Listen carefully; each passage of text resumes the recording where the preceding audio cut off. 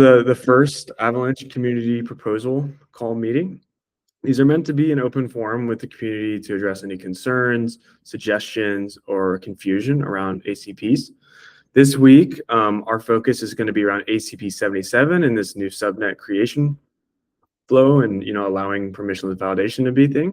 So we'll start with a quick summary of what the proposal is, and then we'll go straight into community questions. So, Jerba, if you want to give a quick overview. I currently don't have the ability to share my screen. So if somebody else wants to share ACP-77, that would be great. But effectively, ACP-77's core thesis is that subnets should remain as separate from the primary network as possible.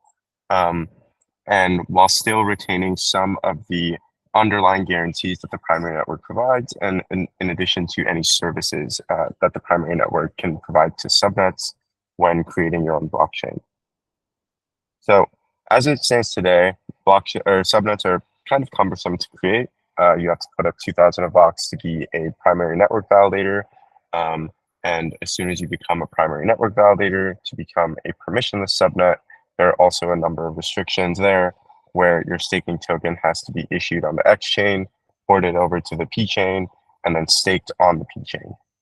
This adds a lot of complications for subnets who are trying to just get started and retain a lot more control and ownership over their validator sets and more importantly, how the subnet operates. So ACP-77 seeks to overhaul the entire subnet creation flow and management to give subnet creators a lot more flexibility than they had prior to ACP-77. So this looks like separating subnet validators from primary network validators in the form of primary network partial sync and the removal of 2,000 AVAX for being a subnet validator. It also moves ownership of the subnet validator set management from the P chain to the subnets, which enables a ton of different use cases like ERC20, ERC721, or really any arbitrary staking requirements. Additionally, any staking rewards that a subnet wishes to impose on subnet validators is entirely left up to the subnet. You're no longer locked into the reward mechanism defined in the transform subnet TX. You can pick any reward mechanism you want. Finally, as a way to adjust for the increased P-chain activity that will result from removing the 2,000 AVAX requirement, we're introducing a continuous P-chain fee mechanism for subnet validators that we can talk about in a second. But if you've seen many state rent proposals in the blockchain space, this is a very similar idea to that. I think that basically covers like high-level details. I don't know how detailed we want to get into the ACP in this overview. I think we were saying that people have read the material already, right? Yeah, I think that's a good start. I just open it up to Aaron if he has anything else that he just wants to provide a quick overview on. No, I think maybe get into questions or feedback from everybody here. I assume everybody's already read it, so maybe just get into the discussion. I think it could be also useful, Aaron, maybe to just cover, I know you spent some time to write up some alternative kind of thoughts around it as well, just to seed the conversation of, this is not necessarily the only way this could be achieved, but Sure. to just get those ideas also out there. So maybe if you want to move to that discussion post as well, cover those. Sure. Let me switch the tab that I'm sharing. So I put my comments on this 3 days ago. Yeah, I have the date right there. So I think we can shape at least the part of the conversation that I'm most interested in. Like we could sort of go either way. Is these 3 questions, which is who should pay the fees for subnet validators? How should the P chain handle evictions? And how can existing subnets migrate or keep the existing system? So I think there's a couple more questions, but these are the ones that I had sort of the strongest thoughts on.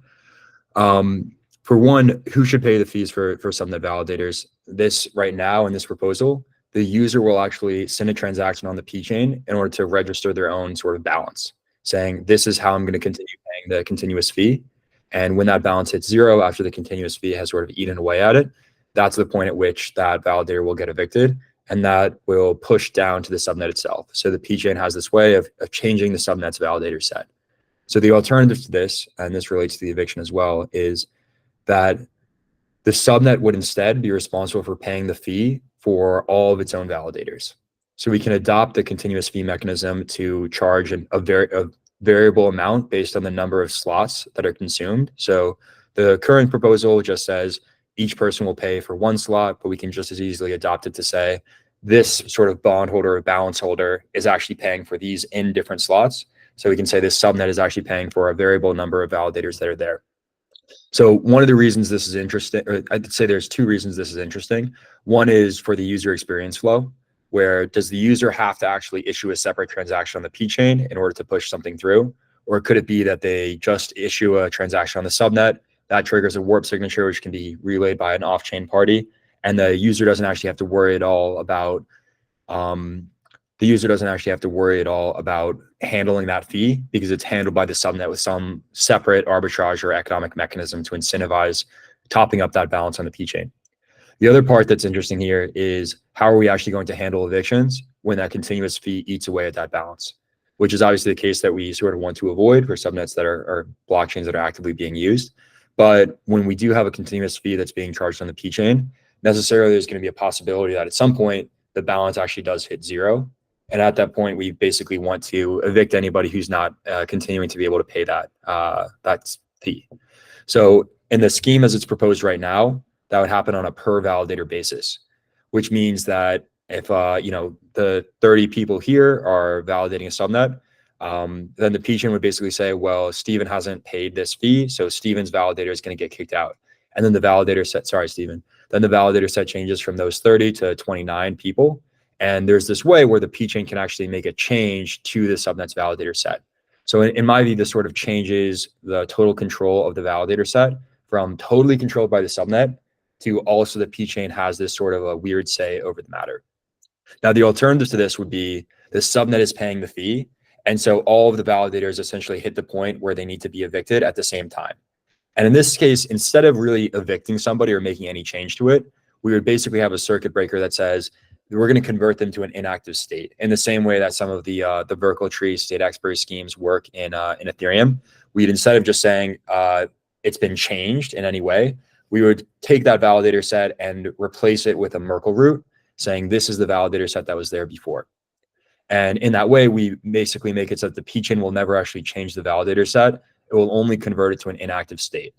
And with the way that subnets are sort of being built, the case where you should actually be building a subnet, in my view, and I think many others feel the same way, is when the value of the cross-chain communication you get from connecting to the P chain and using the P chain is greater than the cost that you pay.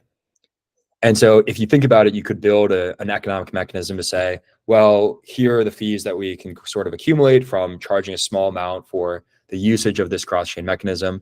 And then you could just send that over to the P chain to top up the balance, or send some portion of that over to the P chain to top up the balance there, basically subsidizing the cost on the P chain. And therefore, if you just don't use this, that balance will essentially like hit zero at some point. But that would be at the exact point where the economic value of that cross-chain communication no longer makes sense. And so you'd essentially get converted to an inactive state when it no longer makes sense to continue paying for it. So I think that actually has some really nice properties of just saying, one, the P chain is never going to change your validator set. And two, if it ever does go through this conversion to an inactive state process, that's at the exact point where it's not actually valuable for you to be part of the larger network. Yeah, those are the main points that I had. We could also support both, which would be another change from the current mechanism, by basically saying that you can create a bond and require that that bond is the only thing paying for a subnet validator, or you can create your own bond that pays just for one validator and have a sort of account abstraction scheme over that. But yeah, would love to hear different people's feedback. Maybe Druba, if you want to comment on the reason you prefer it the way that it is, that could seed the discussion too. Yeah, so the way I was viewing subnets and the validator relationship was much more of like each validator would be joining a subnet, and because they're trying to get some kind of reward from being a subnet validator. If it doesn't make economic sense to be a validator on a subnet, you would not be a validator on a subnet. So if we keep the base unit as a validator, it gives you some really nice properties from the system's perspective, where if I'm a permissionless subnet, I don't need to worry about paying for people who are not providing value to my system. Like with subnets, if you're in a permissionless setting, there could be validators that underperform. There could be a variety of different things that causes validators to not do the expected behavior. And in this case, if we move to a world where subnets are paying for their validator sets, then it could be that they just get kicked off entirely instead of just having a validator go down. Yeah, and so one reason that so for one, I think once subnets can actually monitor the behavior of their validators in order to make sure that, you know, if a certain validator is not performing well, you evict them, kick them out of the validator set, but leave that entirely up to the subnet to decide, as opposed to part of the P chain. And one of the reasons that I like this approach, or at least like the idea of making sure that it's possible, excuse me, is that in this way you could potentially integrate cross-chain communication with chains that aren't originally built on Avalanche. So the way that it is today, if we had ACP-77, if you want to add a validator or make any change to the validator set, it really requires that the user goes through this very specific experience, right? This pay on the P chain, do this like two-step process. So it hooks directly in to how you're actually going to manage your validator set in a way where if we went out and said, there's this other blockchain that was built, are you going to be interested? And it's like outside of Avalanche, outside of that scope, would you be interested in integrating with Avalanche also? I think the answer with the proposal as it currently is like absolutely no. And the reason for that would be it makes too big of a change to the validator set. It's not like a seamless addition or seamless integration, which not to say that integrating Warp would be completely either. But I think that ACP-77 makes that bar a little bit too high because it just requires changes to how you're actually managing your validator set. I think it's much more reasonable to say we're going to sync the P chain state. We're going to create some economic mechanism like similar to Yieldiac, where you hit like the reinvest button. You basically just say some of the fees from the cross-chain communication that we're doing tops up this balance and confirms that it was sent correctly. And I think that's a much more reasonable thing to say. If you've built a blockchain someplace else and you want to connect to the Avalanche ecosystem, here's the way that you integrate. Whereas if I say, well, here's the way that you integrate, and it totally changes how every single validator in your network has to sign up, I think most people will say no to that and won't be interested, as I think it'll be a non-starter. Whereas I think with the alternative mechanism where the subnet pays or where the blockchain itself pays, and you can create some economic mechanism to say, take some of the fees and send it to the P chain, I think that's an easier integration process. I think one thing to note, though, is ACP-77, as it is written currently, does support the case where subnets pay for validators. It's just not enforced on-chain. Whoever is the one paying for the balance of a validator is the one submitting the transaction on the P-chain. It doesn't necessarily have to be the subnet validator. So if subnets do want to pay for their validator sets, they're able to do that. It's just not enforced in a way that's provided by the protocol. Your way would make that baked into the protocol itself. Yeah, I just don't think that it would work very well in that way because validators would still be evicted at a different point in time, right? So there's still a way. I think if there is a way where the P chain just says your validator set has now changed, I think that's something that people wouldn't want to sort of join or be a part of. If there's something where I'm signing up to be a part of the like the subnet but now I'm subject to, well, the P chain says this person is getting evicted. I have to track the balance of all of these validators. You know, you could have the subnet pay for that, but I think it gets overly complicated at that point, as well as the fact that, you know, if evictions start and a bunch of validators get kicked out, it can lead to this system where you have indifferent validators and suddenly N-1 of them get kicked out. And now according to the P chain, there's only one validator left, which might be this sort of dishonest minority. So although, you know, you sort of could do it, the failure case there, I think, is not great. And I also think that sort of the failure case is not great, and you're giving up a little bit of control of your validator set to the P chain because it can sort of be changed arbitrarily by the P chain outside of your perspective. I just had one quick point on that because we had initially talked about like kind of doing them together, where like you could layer like subnets on top of like having individual validator like balances.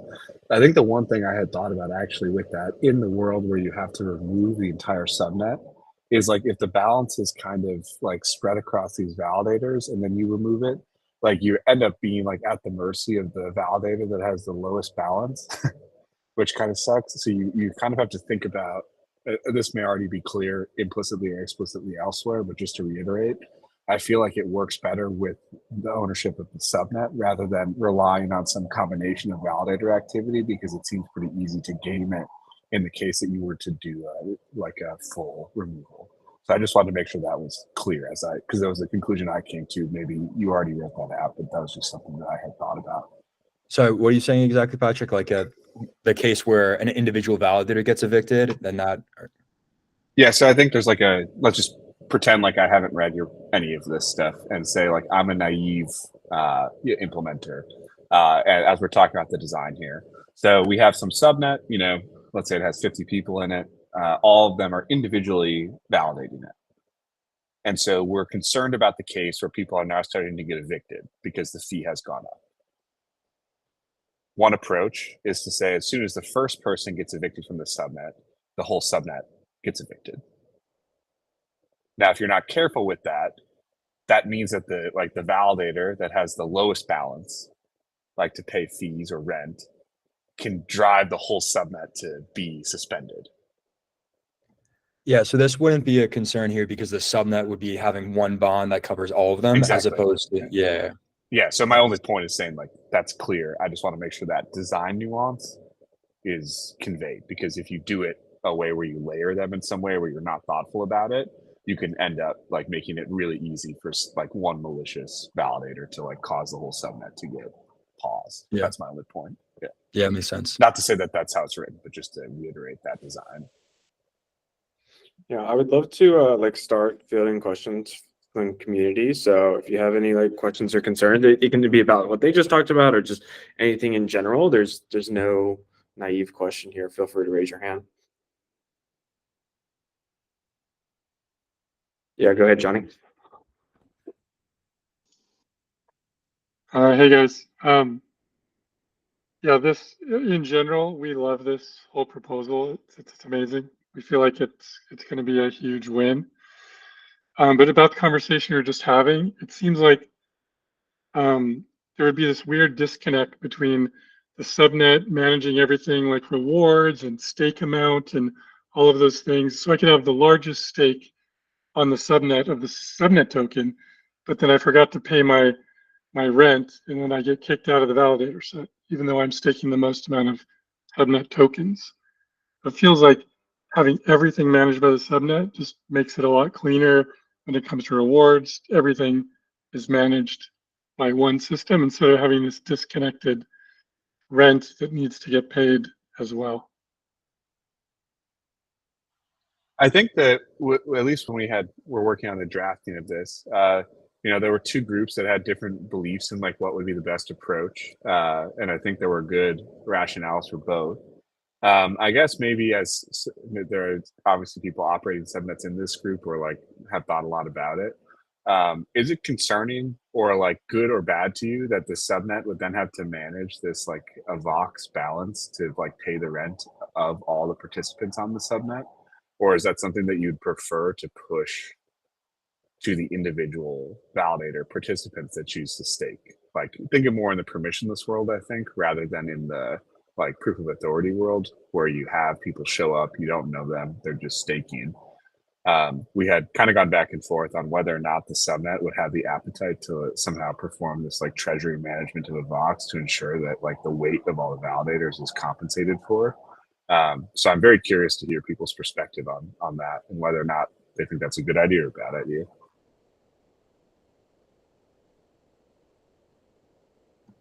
Erwin? Yeah, sure. So like I'm talking here like as a kind of representative of Chorus, right? So we will hopefully be running at one point like hundreds and hundreds of subnets. We'll get there. In that case, like there are a few things. Like first of all, I would say like that we would like the subnet to handle this on our behalf, right? We are just one more validator. Because like, well, first of all, it becomes very unmanageable. If we're gonna have like multiple validators validating multiple different subnets, we have to keep track of each of these things and like pay for our individual rent on AVAX. That's a whole logic there to manage. So also, I think it aligns more with the idea that the subnet, we are providing a service for the subnet. So it's the subnet that is interested in the communication interface via AWM. So it's essentially the subnet that is purchasing from the P chain the ability to communicate with other subnets. And they are also purchasing from us the kind of validator services, right? So I think it's a clean kind of design and cut where you think that the subnet is this hopefully project that found product market fit, is useful, and it also sees utility in the AWM communication. So it will go and pay for that service at the same time that it pays for our services. And I think that in this way you have kind of a whole thought out paradigm to kind of make all the design decisions that lay ahead, right?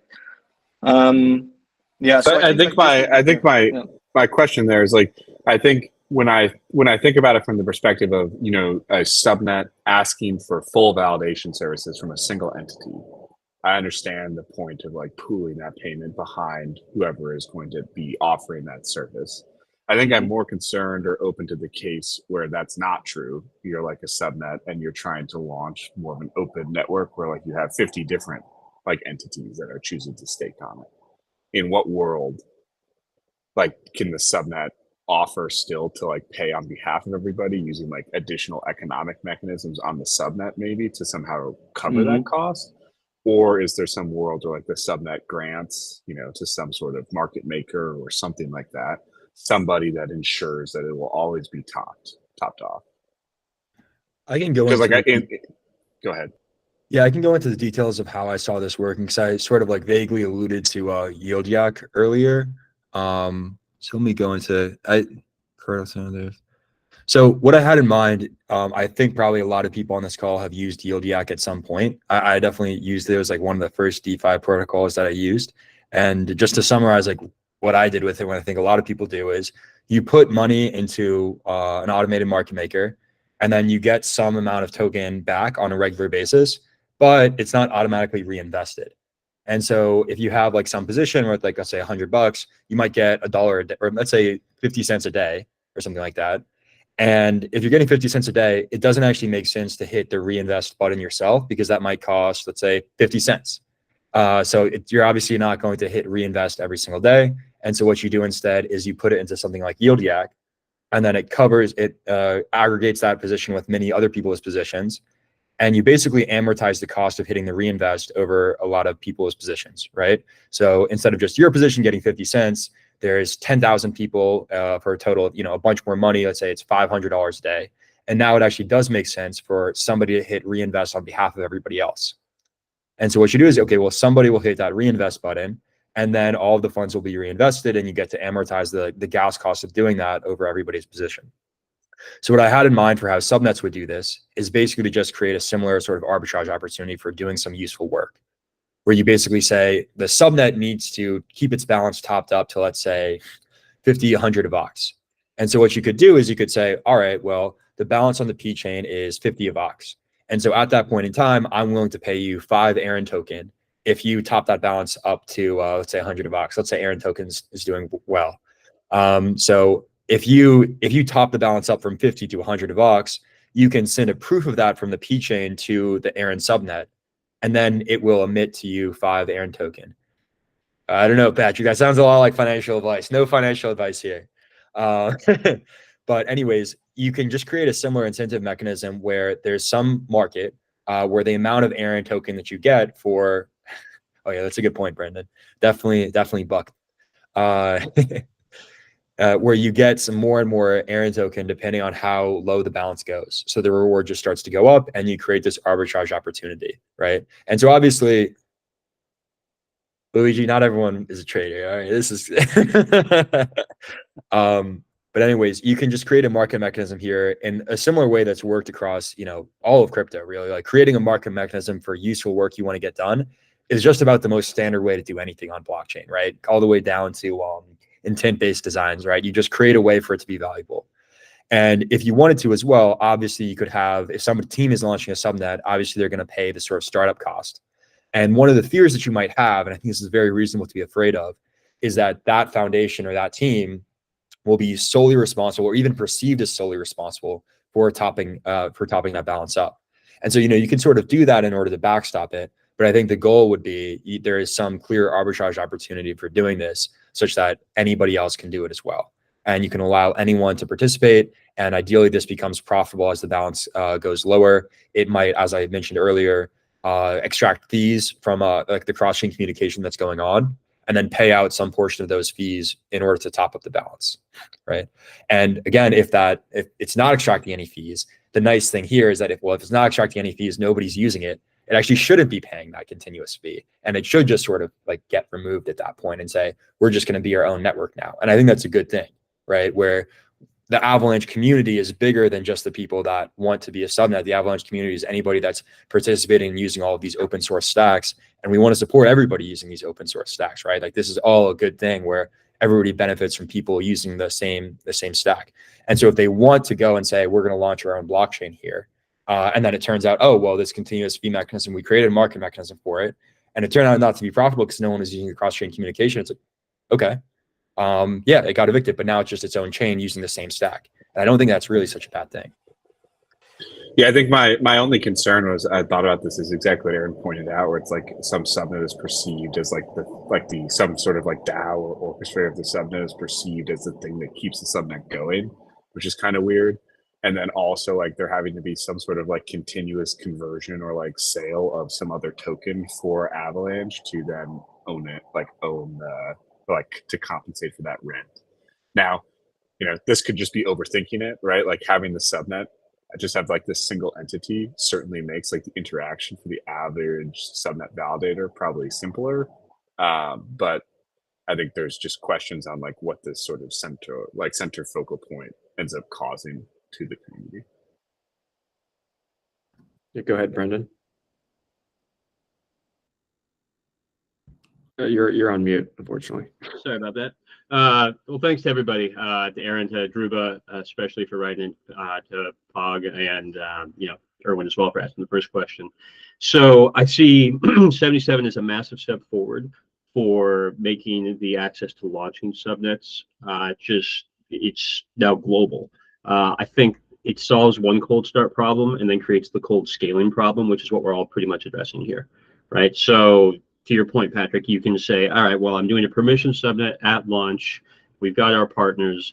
But then the moment that you try to go permissionless, you are basically now, due to 77's taking away the P-chain sort of skin in the game that the validators already have. Now it's this subnet versus every other subnet in existence, whereas before it was, I'm launching Avalanche and I've got 1,300 validators with skin in the game that are now potentially on my side. And this is more of an economic than a strict engineering consideration, but now we're into the merging, and since it's proof of stake, those two things are intimately related. My question really for the whole crew is, Patrick, in your ACP-13, you mentioned that, what is it? The AVAX augmented subnet security. I think that that's something we should focus on as a community, because what Avalanche has pulled off across the technical realm is, of course, jaw-dropping, but I don't think we should give short shrift to the fact that when it launched, it achieved a high price, which meant a high security budget, and it's got 1,300 nodes. If we can figure out a way to have those be beneficial to anybody trying to scale a subnet into permissionlessness, I think that that's going to go a long way towards not just making Avalanche the best place to launch one, but the best place to scale and sort of achieve that best of both worlds of like open source access with incentive architectures that strengthen the community and the interoperability of the subnets. So I'd say that for the separation of primary network and the subnets, that was actually an explicit design decision rather than like an implicit one from ACP-77. Like we're very much interested in having subnets be fault isolated from the primary network. Subnets that run very, very hot don't necessarily want to additionally validate the C chain on the same hardware. So it's difficult to have a primary network validator and a subnet validator do the same, like run all of these chains on one box. Because if you have a failure on the C chain, then you're going to have a failure on the subnet validator from like increased activity. Now that's not strictly prohibited in the ACP, to be super clear. Like if a subnet chooses to have an AVAX fee in addition to whatever subnet token they have, you can have that as a staking requirement too. This ACP just paves the path for letting subnets decide what they want to choose as their security model, rather than enforcing it from the primary network perspective. Prior to this ACP, we required that you have to put up 2,000 AVAX to be a subnet validator. So we're imposing our own notion of a security model onto subnet. So, I mean, I think one other thing just to call that out, because you mentioned ACP-13, like, I don't think ACP-77 in any way, delineates some of the path you could take with that was like some ideas proposed in ACP-13, as much as just to, I think, better describe the component of like what this like subnet only validator concept is.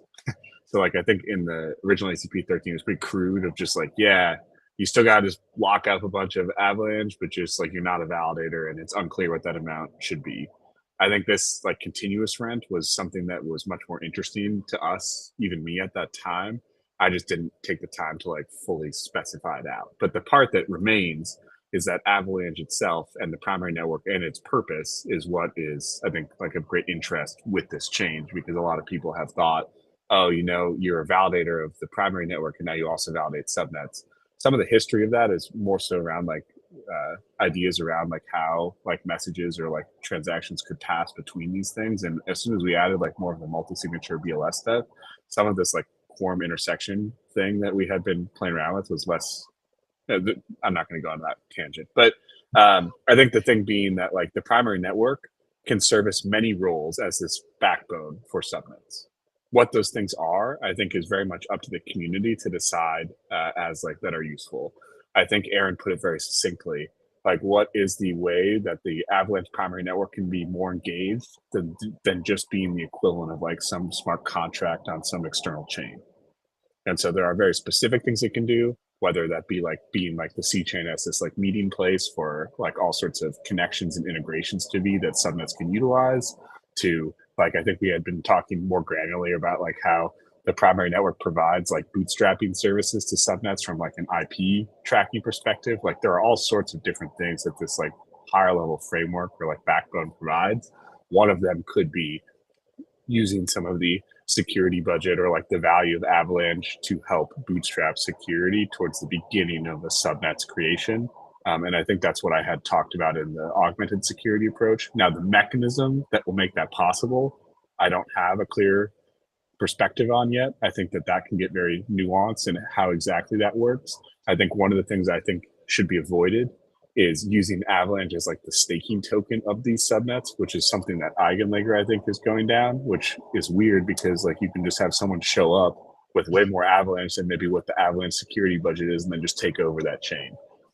And so like there is something weird about that, which it seems more interesting to me to still have like your staking set be powered by your native token, but then augmenting that or like backstopping that without changing the stake weight to then penalize people or like hold them accountable with much more than whatever the value of that token is, which may be much less than the like what you're trying to support. So I don't think of these as conflicting approaches as much as to say like this is a much more clear articulation of the first step of like what subnet-only validators are, and that like we should as a group, like as a community, much more deeply engage with what the like other mechanisms that the primary network could, in a sense, sell to subnets in a way that is both economically useful for both Avalanche, the primary network, as well as the subnets. Perfect. Thank you for that. That directly addresses my main concern. And Erwin and I were speaking about this the other day in terms of what would one of those mechanisms be, whether it's something like Banky or Gogo Pool or maybe a new protocol to emerge where it says something to the effect of, okay, you've got your 8 validators, permission, you want to scale up, but maybe you've attracted the attention of PayPal or MasterCard or whomever, and you're a threat. And big bank's going to eat little bank the moment you go permissionless. They can start grabbing your tokens, bump up the block space, and just gobble you up. Their 51% attack is actually for them possible. They can just acquire you on the cheap for what an acquisition usually costs in that situation. And so the concept that we were kicking around, and then Erwin, hopefully I'm teeing this up properly for you, is the P-chain validators can validate any subnet, and sort of like a surge pricing, or ride in like the cavalry. Eric, sorry for stealing the name there, but ride in to basically protect the subnet until it's no longer profitable for them to do so. At which point, the attack would have subsided. So just one thing spitballing out there, but Erwin, please go ahead. Yeah, like this is, I think, like the most interesting thing, and Patrick raised also like the other side of the coin, which is exactly that, the same way that if you trust completely like let's say put all your budget, security budget on Avalanche validators, they also can come in and take over. That's what he was alluding to, right? So I think like this could be kind of a combination of two, and it could be even kind of some parameterizable combination of it. And actually, I was wondering, and that's perhaps like a technical question, but it would be, would it be possible under this ACP to have in the how to say this, like essentially the weight of each validator be a computable function, like some when validator changes and something like that, so that we say every network subnet token is, let's say, weight 0.1 versus an AVAX is weighted at 1 or something like that, because then you could parameterize the whole thing. If you can specify it, yeah, if you can specify it in a smart contract, then you can specify it. But it would need to be updated on any validator change, right? Like, yeah, it's totally fine. Yeah, I mean, like the way to just really summarize this for everybody again is, all that's going on here is the subnet is signing a message that says like what this like arbitrary number relative to the other validators, like your participant is.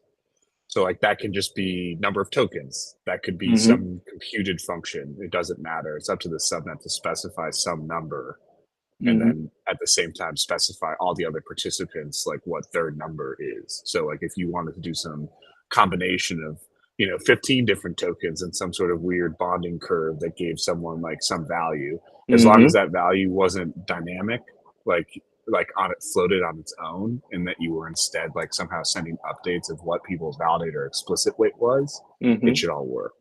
So yeah, you could say like, you every, like, to get 1 unit of stake, you have to put 2, Aaron tokens and 8 Avalanche in the contract. And that gets you 1 unit of stake. And then you could easily vote with governance on that subnet to maybe change that ratio or remove the ratio or all sorts of other stuff. The thing there is like the security now is not necessarily provided by like the broader primary network, so that you're not like producing some sort of fault or like proof of fault that then the primary network is enforcing with an external bond.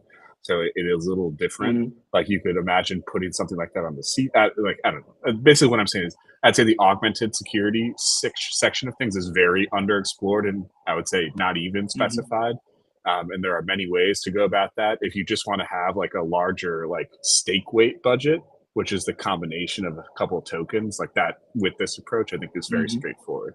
But if you want to instead like have people put up some sort of like slashable bond that is taken from when you do something bad that's stored on the P chain, that's a whole very different, much more complex chain, which I think everyone acknowledges. I know Steven has a lot of thoughts on this topic, and he's unmuted 3 or 4 times over the last 5 minutes. So I'm very curious what he has to say. So yeah, the first thing I want to say is just that like this isn't really a major change from the way that the network currently works. Like even though you have a 2000 required AVAX on the primary network, that is not realistically providing additional security to subnets currently. It is increasing the barrier to entry to join subnets just for requiring that capital, but that is not impacting the voting weight on subnets at all. It is just a upfront cost to join in. You could have a single validator put 2,000 AVAX as the minimum amount, and then that single validator could have 99% of your staked token, and your subnet is still going to treat them as if they are essentially the entire validator set, even if there are other validators in that subnet with more AVAX staked, right? So like the current setup of subnets does not inherit security based on any AVAX balances realistically. I know Patrick has kind of gone on a lot about like augmented security ideas, and Eigenlayer is kind of pushing that realm. And I think that internally we have some pretty strong reservations about some of the mechanisms that Eigenlayer uses or doesn't provide. I don't want to really kind of dive into that. I don't think it's super relevant right now. But the main point is that this ACP doesn't touch on that really at all. And I don't think that it substantially changes any of the security guarantees that are currently in place. So the augmented security angle is very much, I would say, like a future addition, but not explicitly related to this change. Yeah. Yeah, I'd like to focus the conversation on another part of ACP-77 here, and I think, Drew, I'm going to bring you in here. One, can you quickly, in a moment, touch on what's going to happen to elastic subnets? And then on top of that, there's currently discussion on what to do with old POA subnets. And could you touch on maybe the benefits of deprecating support in this upgrade versus like waiting an upgrade from now? Yeah, so I think we've also had some discussion internally after a lot of the comments that you guys, I think some of you on the call as well, put on the GitHub discussion. So thanks again, everybody who's participated in the GitHub discussion. We are tracking that very closely to see what the community is thinking about these proposals. So for migration of existing subnets, the current thought is that we will likely have a migration period over an upgrade where you can still instantiate the original subnet design. You still have to put up 2000 AVAX to be a primary network validator, and then you can be a subnet validator. But essentially, we won't modify any of those transaction types or modify that create subnet flow in this upgrade. So my current opinion, and this is not written in ACP-77, as Aaron mentioned in his comment, that's not fully specified, and it's absolutely correct. We do need to do a better job of specifying that in the actual ACP. But my current thought is we will have it to be where if you want to have a subnet that does not have that 2000 AVAX requirement, you have to use the new transaction types to add a subnet validator to your subnet. Because subnets already are required to register new validators with the BLS keys, we'll still retain the usage of BLS keys to actually add a subnet to your, or add a validator to your subnet. And that will be used for adding subnet validators who are not primary network validators.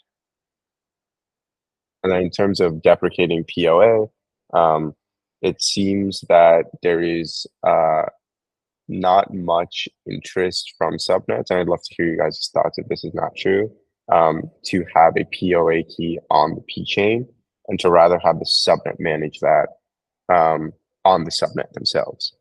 So this means you don't have to keep track of sec P keys, which is what the P chain uses. If you want to use different kinds of keys, different kind of management, different kind of proof of authority, you can manage that all on your subnet, and the subnet will provide proof of that via the BLS multi-signatures already outlined in the ACP currently.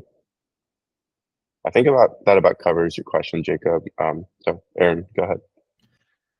Yeah, I think one other thing, so maybe two things to discuss here are the migration strategy, and then also what exactly we're migrating to and what that scheme actually looks like. So for the migration strategy, we discussed a lot, me, Druba, Richard, David, a few others maybe, what that migration period should look like, which was really just, we probably want to follow a standard deprecation schedule if we're going to deprecate any type of functionality, and whether or not supporting Fuji counted as that. I think we're probably aligning towards the proof of authority subnets that have been created should at the very least be able to continue to use the existing transaction types for one network upgrade. So at least throughout the period of the E upgrade, and then actually be deprecated and have people have to switch over to some other scheme in the F upgrade, if the community is okay with that, of course. If people are really okay with doing this more quickly, we could consider accelerating that timeline if it reduces the amount of tech debt and maintenance that goes with it. If really the whole community is all right with accelerating it, I think just the standard schedule is to have some period on mainnet or whatever the surface people are programming against is, where a deprecated feature is still available before it's actually removed. And then the other thing that I think is worth discussing is what should the new scheme actually look like? Because what we've talked about so far and what it looks like on the P chain. So what we've talked about so far is using these warp-derived addresses and these address call payloads to specify this blockchain ID, address pair owns and controls a given subnet's validator set. So you deploy a contract on your subnet that manages the validator set, and it sends updates to the P chain to essentially authorize those updates. Another alternative here, so that's basically like a one-of-one scheme where it's just one blockchain ID address pair, which could be a contract that controls, is controlled by a multi-sig, a DAO, anything else that you might want. But another alternative here would be to say the P chain will actually support some T of N scheme, which if you wanted it to just be a single blockchain ID address pair, it could just be one-of-one as well.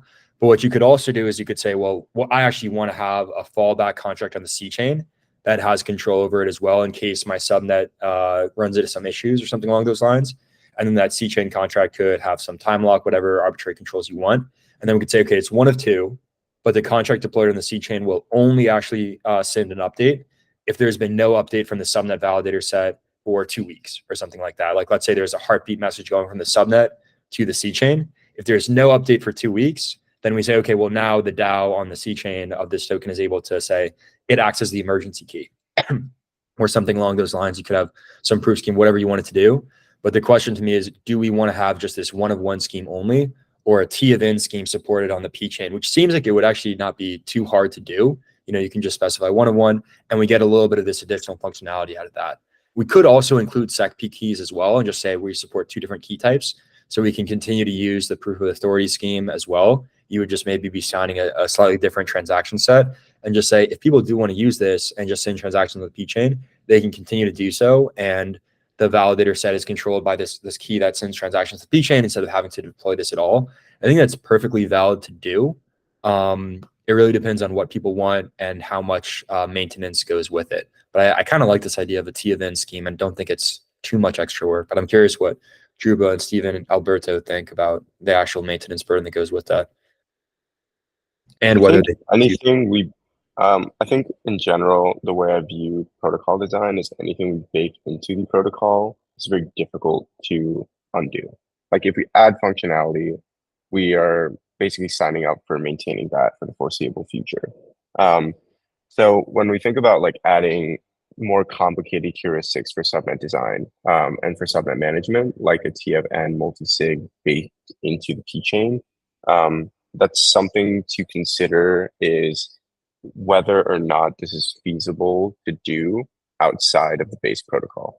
So for example, in the case that the subnet goes quiet, where you mentioned that the C chain could recover it using a different contract. Well, if the subnet goes quiet, the validators of that subnet still have access to their BLS keys. You're not necessarily required to send all of these warp messages on chain. You could sign a message off chain, relay that to the P chain, and make the same kind of updates you want, keeping the same guarantees that the subnet validator has full control over what, or the subnet validator set has full control over their own validators. So I'm not super convinced that we need to bake this into the P chain. But if this seems like a very valuable thing that people seem to really want on the P chain, then obviously I don't think we should not consider doing it. Yeah, I should have fully specified, but like one case where you might want that ability is if the subnet's validator set ends up being empty. Because right now, if the subnet's validator set ends up being empty, there is no way to send a valid warp message to the P chain authorizing any update. So if you allowed it to be like a T of N where, okay, the C chain's validator set should never be empty, right? Like we're not really worried about that, but you might be worried about it for a one-off subnet.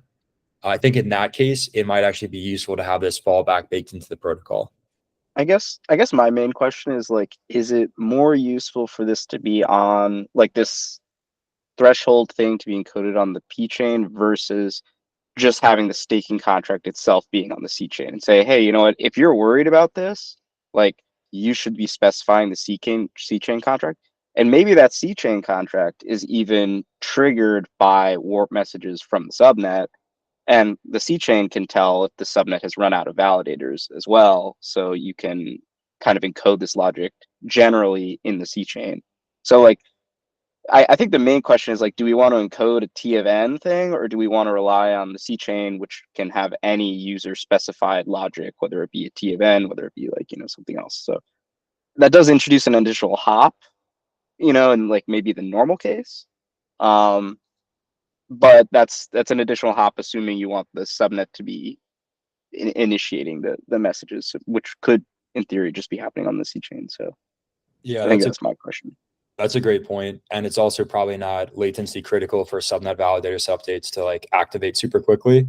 So that additional hop is probably not very important. Might be the additional gas cost might be, I care about that, but at least the latency, I would doubt people care much about it. Yeah, I would love to hear if like GoGoPool or Benki are on the call. I know y'all are like looking and launching subnets, or the Ash guys, if you guys have any opinions around the design here. Yeah, go ahead, Gutter. Yeah, can you hear me? All right. Yeah. Yeah, I think staking from the C chain would make a lot of sense here, because centralizing everything from there kind of simplifies all the workflows, and also ensures you that the best security basically on Avalanche right now. I think we were already thinking of like you talked about before, increasing the security of subnet by staking at least one part of the collateral on the C chain, and eventually combining this by a stake from the subnet itself. But it could actually, everything could actually be done on the C chain. My vote would be Aaron's suggestion, just because more flexibility is always better from an implementer's perspective. As far as the designs we could build. I guess, is that design more flexible than having the smart contract on the C chain? Because I feel like having a T of N, of course you can still do this smart contract with the C chain, but you could encode arbitrary logic into a C chain contract. So you should be able to have any threshold configuration that you want there if you wanted to do that. Yeah, I'm inclined to agree with Steven that my original idea was not ideal. But I guess the thing that I wonder about is how much additional complexity is there? Because we have a T of N scheme all over the place. So there's one side which is don't add additional features to the protocol, especially if you can implement it just as easily on the C chain. But how much of an additional feature is supporting a T of N thing? I don't know. Doesn't seem that bad. But yeah. Yeah, I mean, I the way that we would do this is definitely not reusing any of the SecP feature extension code. Sure. Yeah. So that's where all of that threshold logic comes from. So don't get me wrong, we can definitely do it, right? It's not of course. I have no idea how to implement this, but it's just a question of what yeah. Also, how would you prove that there is no it's going to be pretty complicated not to prove that there is no activity on the subnet for that amount of time? It's a whole proof thing to do. You could have a heartbeat or something like that from the subnet. You could have, if the P chain is has a Merkleized state at that point, you could submit a proof based off the P chain state saying yes, it is in fact empty or something along those lines. There's a number of different things you could do. None of them fully specified yet, but definitely not an impossible problem to solve if you wanted to support that design space. But maybe not worth it. I don't know. Hard to say. I definitely don't want to just advocate for every feature that's crossed my mind. That seems I hope this isn't too big of a change, but going way back to the validator versus subnet paying conversation, in the case that the subnet stops, runs, so assume we treat it like the subnet's paying, and then the subnet runs out of funds, you had commented oh, just store a Merkle root of the state, and then it can get re-added later. But that re-adding, that's going to re-add the state, the validator set at that time, right? But like the whole idea is that, well, the validator, the subnet can keep moving along, keep changing their stuff. So the validator set, if you re-add it at that prior height, you would then need a warp message from that prior height to update to the new height, right? How would that work? Yeah, not fully specified, but the way that I had thought of it was your validator set could either be locked at that point. In order to revive it, you could require a signature from it. So if you did, kept changing your validator set indefinitely, you might need a signature from that validator set saying, allow this new validator set to do what it likes. Because at that point, if you don't want to continue to store proofs to the P chain from it, that could get complicated. So you might have to have something that says, I create this signature that says whoever submits this transaction is allowed to do what they like. Otherwise, you have to basically prove this was the validator set at that point in time, and then prove all of the validator set updates that go through from the point that you got kicked out to the point that you moved forward to, which you could do, but might be weird. That's a good point. You could, just say your validator set is locked at this point. You have to restore it and move forward from there. In which case, you basically say your validator set gets locked, but your blockchain continues to keep moving until it. Or it can say, no, actually, we used to not be accessible anymore, and we're just going to keep going, and you store this Merkle root forever. I think if we look at the malicious case, which is, I think, one of your primary concerns, where you could kick out arbitrary validators that get evicted and you get like a dishonest minority to be the only validator set on a subnet. Like that, I feel like that's still an issue if you kick out the entire subnet, because if you freeze your validator set, anybody who's like attacking your subnet and adding validators to it to increase the fee that the subnet pays, well, when you re-add the subnet, you're still going to have the same fee because you have the same number of validators. So you could basically lock the subnet into always paying a fee for an arbitrarily large number of validators. So if you have a subnet with like 1,000 validators, the subnet bond is going to continuously tick down by 1,000 validator fees. And if the subnet decides, okay, well, I don't really care for 1,000 validators on my subnet, but I still want cross-chain messaging, and maybe they only want like 500 validators. So like there's no way for the subnet to actually reduce the number of validators unless you start voting out like minority validators, which I don't think is the design we really want. I think like if you're a subnet validator and you may have incentives other than just the cross-chain communications to incentivize being a subnet validator, even if the fee goes up. And I don't think that's the case for all subnet validators at all times. Well, just to be clear, these are two very different scenarios, right? Like one is your validator set changes. The other one is you end up having to pay a high fee, right? Well, your validator set changes because of the eviction policy on the P chain. Like that's the whole thing we're discussing, right? Yeah, like in the case where each validator pays the fee, the problem is now you have a validator set of size N, and there's some dishonest minority. They have the largest balance, and so let's say N-1 validators get kicked out all at the same time. Nobody reacts, and now you have what was previously a dishonest minority now completely owns the subnet, right? And the alternative case, I think the failure is very different, right? Because the alternative case you're talking about is an attacker decides to add like 1,000 validators, which causes the subnet to run out of fees earlier, which I would say the first point here is the subnet should be able to arbitrarily limit how many people are getting added, make sure that there's some sort of fee that's going towards the state run over time, or the state run over time. So we can sort of handle that case in that way. And the failure model here is really, okay, well, now you have to pay a larger a fee for the revive transaction to say, here are the 1,000 validators that were there before, which, is a problem to be concerned with, but it's a totally different one as far as I can tell, where, that they haven't gained a majority of stake, which is sort of right. That's the worst version of it is, yeah, the attacker gains a majority of stake and now they control the subnet, as opposed to this other one is now they have to pay a fee. Right. So I think these are two very, very different failure cases. I was more referring to the point, and I misspoke earlier, but I was more referring to the point of the incentive to be a subnet at all is the value of the cross-chain communication.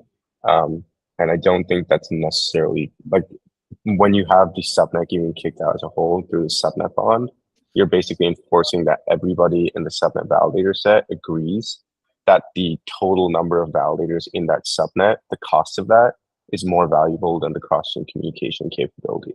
Like if I'm, if I'm launching my own subnet, I'm going to pay like the first 5 validators. Maybe I own the first 5 validators. I will pay that fee regardless of how high it is because I want my subnet to succeed. Whereas like if a lot of other people join and I want to permissionless subnet, I'm basically requiring, I'm now being penalized for wanting the subnet to be alive, even if the cost is too high, because I also have to subsidize the validator cost for everybody else. Yeah. So unfortunately, I do think we were at time, and I want to be respectful of everyone's time as well. So I think this conversation was fantastic. Thank you guys for all like bringing conversation to this call. On top of, I think the engagement on ACP-77 is like super awesome. Internally at Avalabs, like we're just very excited about how many people are getting involved in the conversation. If you didn't get to ask your question, please put it on the ACP-77 discussion, and we're trying to address all comments there. Other than that, thank you guys so much, and everyone have a good weekend.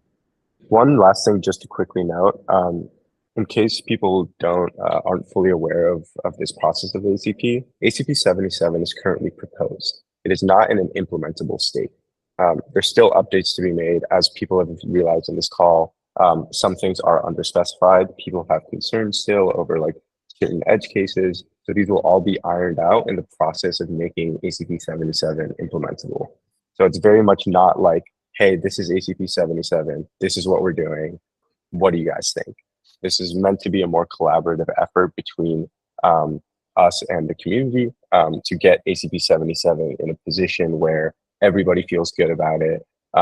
And maybe there are some trade-offs we make, but everybody agrees that this is the right path to go on, and this is the future for Avalanche.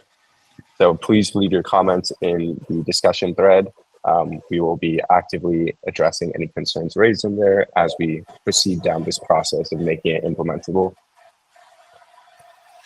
Or it gets superseded. That is true. It could get superseded. ACP-13 was superseded by 77, so we just need another nice number to supersede this one. Like 99. Yeah. 222 is also a nice number. All right. All right, everyone have a good day. Thanks, everybody. Bye-bye. Thank you.